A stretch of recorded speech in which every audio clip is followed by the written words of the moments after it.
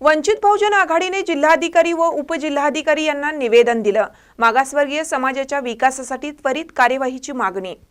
कोल्हापूर जिल्ह्यातील खासदार फंड, आमदार फंड, जिल्हा नियोजन व जिल्हा परिषद शासनाकडून मागासवर्गीय समाजाच्या विकास कामांसाठी येणारा निधी व त्याचे योग्य नियोजन करण्याबाबत ऐतिहासिक माणगाव राष्ट्रीय स्मारकाचा 200 कोटींचा नियोजन आराखडा व अंमलबजावणी शासनाकडून त्वरित करावी। 1970 पासून जिल्ह्यातील गावठणवाड विस्तारात मिळालेले प्लॉटधारकांची नावे 7/12 पत्रकी लावण्याबाबत, शिंगणापूर येथील मागासवर्गीय शेतकरी यांचे 7/12 दुरुस्ती करण्याबाबत व राजर्षी शाहू स्मारक भवन येथील महापुरुषांची शिल्पे त्यांची झालेली पडझड दुरुस्ती करण्याबाबत, तसेच जिल्ह्यातील बेकायदेशीर खाजगी सावकार करतात त्यांच्यावर कायदेशीर करण्याबाबत, कायदेशीर कारवाई करण्याबाबत व जिल्ह्यातील मागासवर्गीय समाजाच्या प्रश्नांबाबत आज वंचित बहुजन आघाडीच्या वतीने जिल्हाधिकारी यांना निवेदन देण्यात आलं।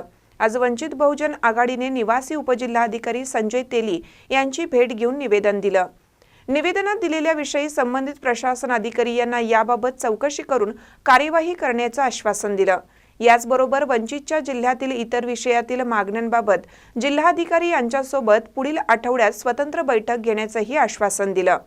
यावेळी वंचितचे जिल्हाध्यक्ष प्रमोद कदम, दयानंद कांबळे, माजी जिल्हा परिषद सदस्य बाळासो कांबळे, तुषार कांबळे यांच्यासह पदाधिकारी, कार्यकर्ते, शेतकरी उपस्थित होते। ताज्या बातम्यांसाठी महान करेला सबस्क्राइब करा आणि बेल आयकॉनला क्लिक करा।